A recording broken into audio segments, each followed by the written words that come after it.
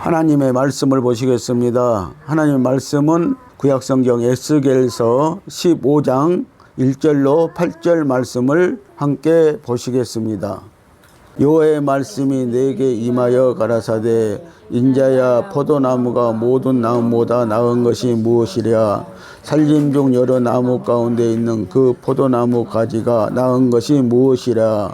그 나무를 가지고 무엇을 제조할 수 있겠느냐. 그것으로 무슨 그릇을 걸 못을 만들 수 있겠느냐. 불에 던질 화목이 될 뿐이라. 불이 그 두 끝을 사르고 그 가운데도 태웠으면 제조에 무슨 소용이 있겠느냐. 그것이 온전할 때에도 아무 제조에 합당치 않았거든. 하물며 불에 살려지고 탄 후에 어찌 제조에 합당하겠느냐. 그러므로 주 여호와 내가 말하노라. 내가 숯불 가운데 포도나무를 불에 던질 화목이 되게 한 것 같이 내가 예루살렘 거민도 그같이 할지라. 내가 그들을 대적한즉 그들이 그 불에서 나와도 불이 그들을 사르리니 내가 그들을 대적할 때에 너희가 나를 여호와인 줄 알리라. 내가 그 땅을 항목케 하리니 이는 그들이 범법함이니라. 나 주 여호와의 말이니라 하시니라. 아멘. 할렐루야. 오직 예수 생명입니다. 무가치한 포도나무라는 말씀으로 우리가 말씀을 나누시도록 하겠습니다. 여러분, 성도의 존재 이유에 대해 생각해 보신 적이 있습니까? 무엇이 성도를 가치 있는 존재가 되게 한다고 생각하십니까? 청렴한 생활일까요? 아니면 선한 일일까요? 사람들은 이 문제에서 많은 착각을 합니다. 세상에서 가치 있는 것으로 평가하는 것을 가지고 있어야 가치 있는 성도로 인정된다고 생각하는 것입니다. 예로 세상에서 권위가 있고 부자이고 유명한 사람에 해당된다고 할 때 그것이 복이라고 생각하고 신앙생활을 더 멋있고 활기차게 할 수 있다고 생각하는 착각으로 인해 스스로 가치 있는 성도가 되려는 욕망이 있다면 그것으로 죄에 거하게 되는 것입니다. 교회에서 가치 있는 성도로 인정받기 위해 그 일에 힘쓰는 것이나 세상에 대해서도 가치 있는 성도로 보이기 위해 힘쓰는 것들 하나하나가 욕망 때문에 움직일 뿐이라는 것입니다.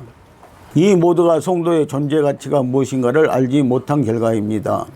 다만 사람들이 알아주고 세상이 알아주기를 바라는 마음으로 살아가는 것입니다. 그렇다면 여러분은 성도의 존재 이유가 무엇이라고 생각합니까? 무엇이 여러분을 가치 있는 성도가 되게 한다고 생각합니까? 이것은 성도 여러분께 아주 중요한 문제입니다. 우리에게 중요한 문제입니다. 왜냐하면 무엇이 여러분들을 가치 있는 성도가 되게 하는지를 바르게 알아야 헛된 것에 마음을 두지 않고 흔들리지 않을 것이기 때문입니다. 기드온의 아들 요담이 그리심산 꼭대기에 서서 세겜 사람들에게 네 나무 비유를 들어 예치는 말씀이 있습니다.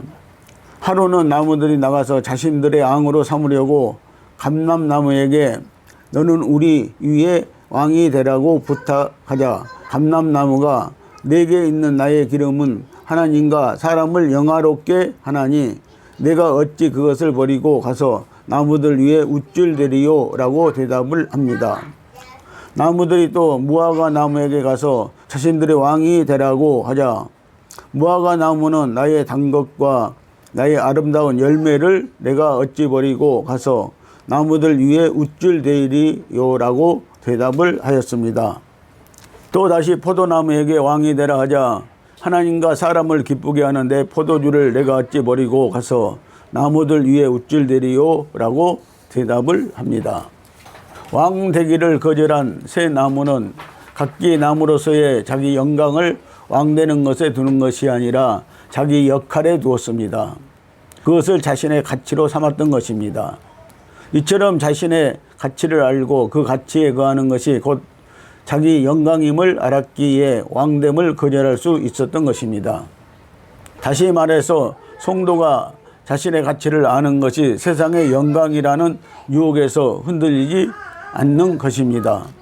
그러나 가시나무는 가시나무가 나무들에게 이르되 너희가 참으로 내게 기름 부어 너희 앙을 삼켰거든 와서 내 그늘에 피하라. 그리하지 아니하면 불이 가시나무에서 나와서 내 발 안에 백항목을 사를 것이라고 하였느니라 라고 말합니다. 가시나무가 앞에 새 나무와 다른 점은 무엇입니까? 자신이 쓸모없는 나무일 뿐이라는 것을 알지 못하고 왕이 되는 자기 영광만을 추구한 것입니다. 오늘 본문 2절 말씀을 보면은 인자야 포도나무가 모든 나무보다 나은 것이 무엇이라 살림 중 여러 나무 가운데 있는 그 포도나무 가지가 나은 것이 무엇이라 라고 합니다.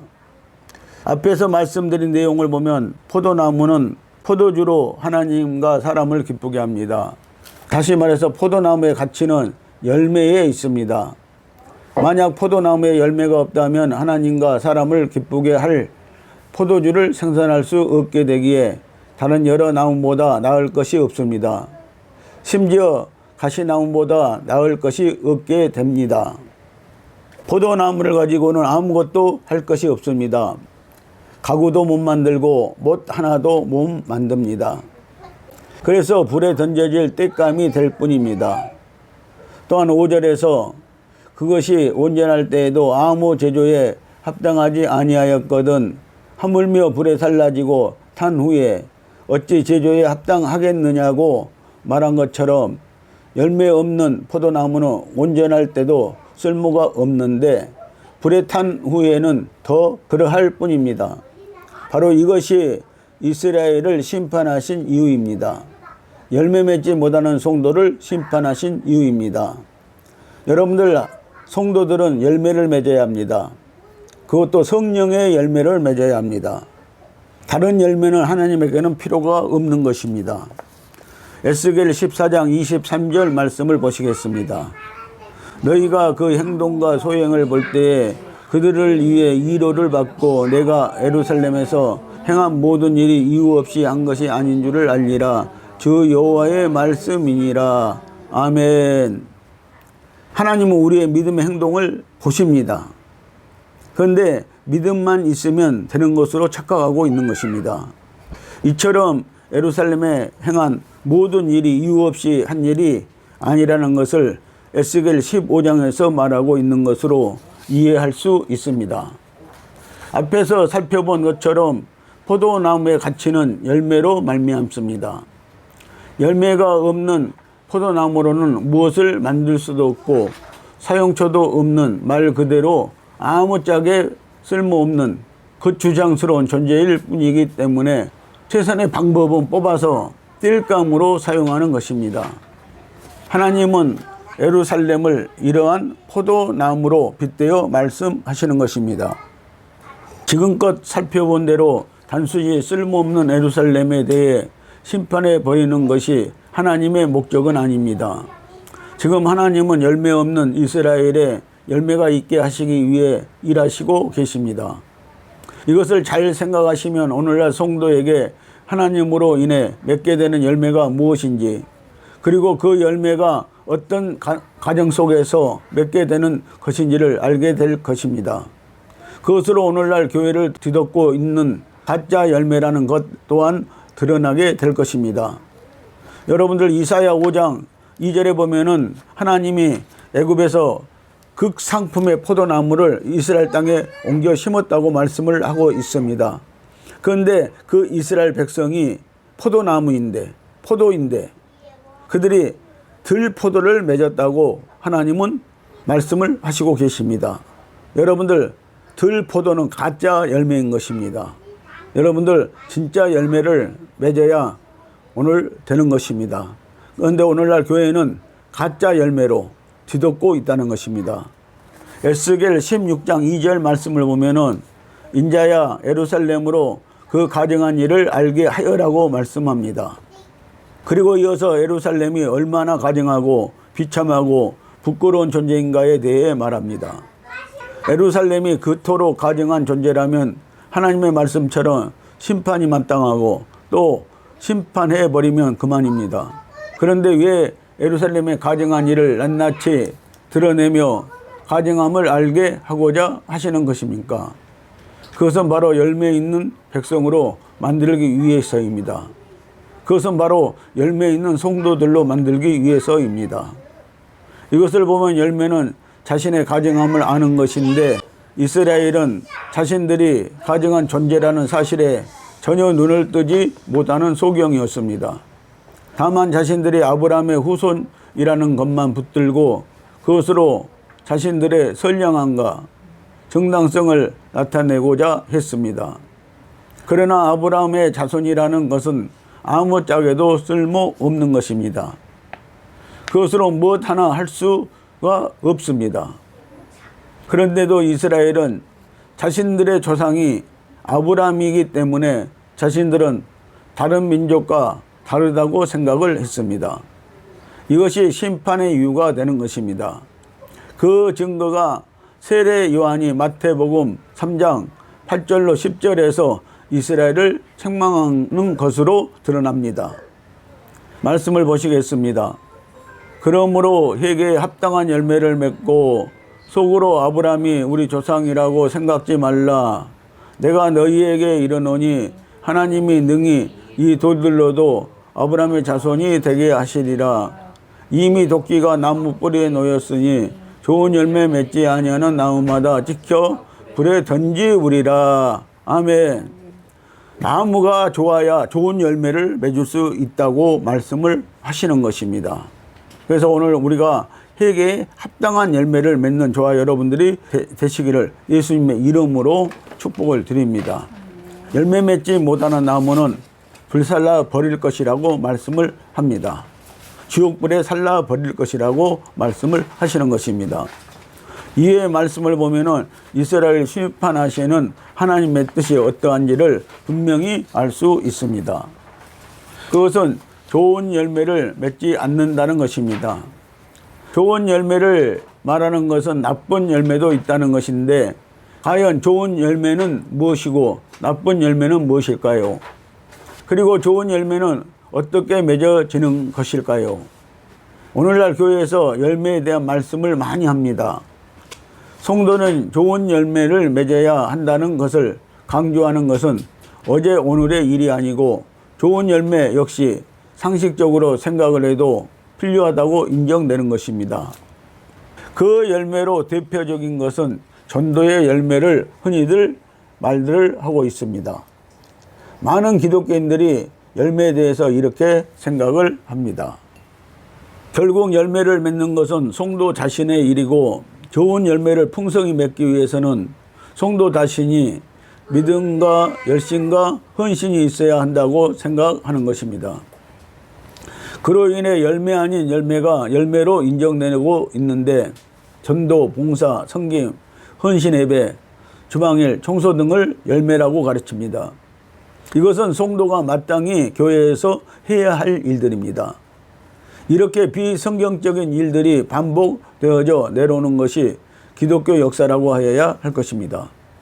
여러분, 나무가 스스로 열매를 맺을 수 있는 것이라면 예루살렘을 향해서 열매 맺는 포도나무가 되어라고 하셨을 것입니다. 열매가 없으면 불에 던질 것이니 열매를 맺으라는 식으로 말씀을 하셨을 것입니다. 그러나 성경에서 이 같은 내용의 권면은 없습니다. 왜냐하면 열매는 우리의 능력으로 스스로 열매를 맺을 수 있는 것이 아니기 때문입니다. 스스로 맺는 열매가 있다면 그것은 나쁜 열매라는 것입니다. 즉 하나님이 원치 않은 신앙의 행위라는 것입니다. 주님은 이것을 마태복음 7장 17절로 20절에서 잘 말씀해 주셨습니다. 말씀을 보시겠습니다. 이와 같이 좋은 나무마다 아름다운 열매를 맺고 못된 나무가 나쁜 열매를 맺나니 좋은 나무가 나쁜 열매를 맺을 수 없고 못된 나무가 아름다운 열매를 맺을 수 없느니라. 아름다운 열매를 맺지 아니하는 나무마다 찍혀 불에 던지우느니라. 이러므로 그 열매로 그들을 알리라. 아멘. 좋은 나무가 좋은 열매를 맺을 수 있다고 말씀을 하고 있습니다. 나쁜 나무는 나쁜 열매를 맺을 수밖에 없다는 것입니다. 성경에서 나무는 사람들을 말씀하고 있고 상징하고 있는 것입니다. 그래서 나무가 문제인 것입니다. 여러분들, 우리 나무가 나쁜 나무라면 좋은 나무로 바꾸어야 하는 것입니다. 좋은 나무에서 좋은 열매가 맺는다는 사실을 여러분들 아시기를 예수님의 이름으로 축복을 드립니다. 세상에는 좋은 나무로 인정될 나무는 없습니다. 선이 나올 수 없는 것이 인간이라면 모든 나무는 못된 나무일 뿐입니다. 좋은 나무는 예수님 뿐입니다. 따라서 아름다운 열매는 오직 예수님으로 인해서 예수님께 속한 백성들에게서만 맺어질 수 있는 열매이기에 못된 나무에게서 맺어지는 나쁜 열매와는 구분이 확연히 되는 것입니다. 그런데 우리는 이 열매가 무엇인가를 오해하고 있습니다. 물질의 복을 말하는 것이 아닙니다. 말씀의 열매입니다. 성령의 열매입니다. 많은 사람들이 물질의 열매가 그것이 하나님이 축복하시는 열매고 또 하나님이 바라시는 열매라고 이렇게 생각들을 하는 것 같습니다. 그런데 절대 그 열매를 하나님은 말씀하시는 것이 아니고 성령의 열매를 말씀하시고 있는 것입니다. 그래서 우리는 성경에서 말씀하시는 성령의 열매를 맺어야 하는 것입니다. 예수님으로 인해 맺어지는 열매라면 그것으로 생명이라고 할 수도 있습니다. 여러분들, 생명의 열매가 최고라고 합니다. 그래서 우리는 생명의 열매를 맺어야 하는 것입니다. 그래서 인간이 무엇을 한다 해도 생명과는 무관한 것이기에 자기가 할 일을 나타낼 필요가 없게 됩니다. 그러나 거짓 선지자들은 자신들이 주의 이름으로 행한 일을 나타내었습니다. 이것을 두고 불법을 행하는 자라고 하신 것입니다. 이러한 열매에 대한 내용을 통해서 예루살렘을 심판하시는 이유가 무엇인지, 그리고 예루살렘을 심판하심으로 하고자 하시는 하나님의 일이 무엇인지, 어떤 예루살렘을 원하시는가를 알아야 하는 것입니다. 여러분들, 예루살렘을 어떤 예루살렘이 되기를 원하시는 건가? 그것은 바로 하나님이 원하시는 열매인 것입니다. 하나님이 원하시는 열매를 맺는, 선한 열매를 맺는, 하나님 원하시는 성령의 열매를 맺는 그런 나라가 되기를 하나님은 원하시고 계시다는 것을 우리가 알아야 하는 것입니다. 그런데 거짓 선지자들은 주의 이름으로 자기들이 하는 것이 열매라고 생각을 했다는 것입니다. 예루살렘은 자신들이 다른 모든 이방 나라보다 나을 것이 없음을 알았어야 했습니다. 무엇에도 쓸모없는 존재일 뿐임을 아는 것이 중요합니다. 그러나 이스라엘은 자신들을 그렇게 생각하지 못했습니다. 하나님을 믿는 민족으로 이방 나라보다는 더 낫고 우월하다고 생각했습니다. 하나님은 이것은 열매 없는 포도나무로 간주한 것입니다. 여러분들, 하나님이 지금 말씀하신 것처럼 이스라엘 백성들은요, 자기 민족만이 최고라고 생각을 했다는 것입니다. 그런데 그것이 아니라 이방인들도 이스라엘 민족들과 같다는 것을 알았어야 했다는 것입니다. 그렇지만 그들은 자기네들만 우월성을 자랑하고 있었다는 것입니다. 이것이 바로 열매 없는 포도나무로 간주된 것입니다. 열매는 나무와 연합된 관계에서 맺어집니다. 사람나무는요, 예수 생명나무와 연합된 관계에서 맺어지는 열매가 있어야 한다는 것입니다. 아름다운 열매는 좋은 나무와의 연합의 관계에서 맺어지는 것입니다. 따라서 중요한 것은 열매를 맺는 것이 아니라 나무와 연합하여 나무에게 속한 존재의 문제입니다. 이것을 위해 있어야 하는 것이 자신의 가증함을 아는 것입니다. 그리고 이것을 위해 예루살렘을 심판하는 것이 하나님의 뜻인 것도 알아야 합니다. 심판은 이스라엘로 하여금 자신의 본질이 죄인임을 깨닫게 합니다. 그래서 오늘 8절 말씀에도 이스라엘의 범법을 인함이라고 말씀을 하시고 있는 것을 볼 수가 있습니다. 이런 점에서 예루살렘의 재앙은 이스라엘을 자기 백성으로 삼기 위한 하나님의 사랑이고 은총의 시간이 되는 것이고, 이것을 알았기에 재앙에 대해 위로를 받는 것입니다.